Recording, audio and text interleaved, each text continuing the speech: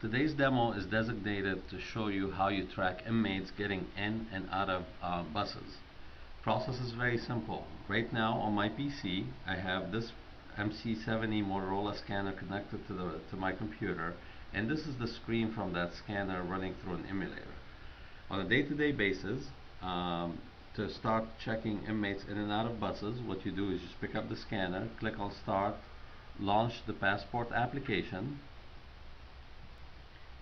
log in with your username and with your password, and with your finger you simply tap on the login button to authenticate that you are authorized to use the scanner to check inmates in and out of the buses. Once you're logged in, the icons you're going to see on the scanner are going to depend on what the administrator of the application at your site had designated for that user to see. So in my case, I was given the ability to receive inmates, check them out, check them back in, or move them between locations, which is moving them on and off buses.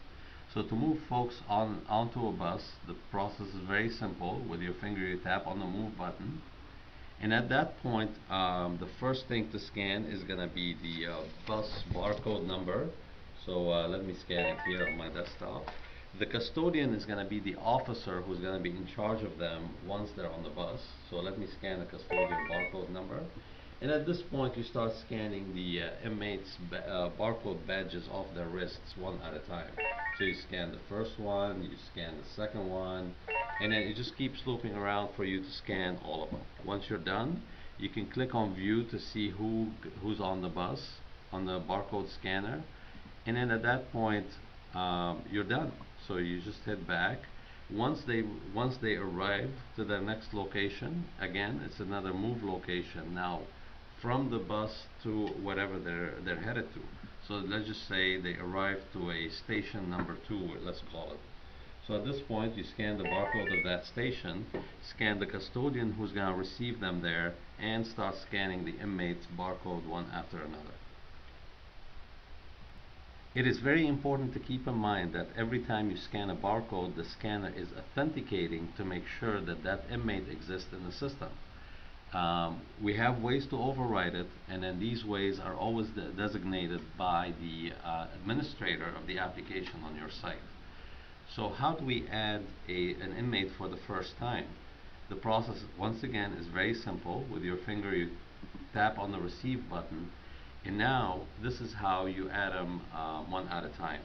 Now because I'm not very familiar with inmate tracking, what I decided to do is I came up with these fields. You can add more to them. You can rename any of these fields that you see here as you see fit. So step 1 in the process, you scan what location you're adding this inmate to. Let's just say it's going to be station number, in this case 13. The next thing to scan is going to be who the custodian of these inmates is going to be. So you scan the barcode of that person. At this point, you scan the group of these inmates. So let's just say you group them in classes. So you scan the group ID. And at this point, it's just a matter of, again, starting to scan the badges of these inmates one at a time. So you scan the badge, maybe scan the serial number, and keep in mind that these are customizable by you. So you can call it different than group ID. You can call it different than serial number. You can rename these any whichever way you choose fit. Now, if you're familiar with our application, once you're done scanning, you bring the scanner, put it back in a docking station, and then you simply click on the download transactions data, and that's going to take all the information that you had scanned of putting folks in and off of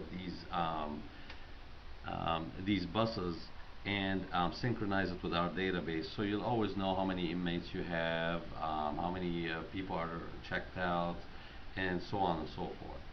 Now also what's very important is to remember that with these scanners you can synchronize with our database in one of 2 ways. One by docking the scanner, another over Wi-Fi network, or if you drop a cell phone chip in there with an activated network plan, you can synchronize over the phone network. And with that, that's how we scan inmates in and out of buses.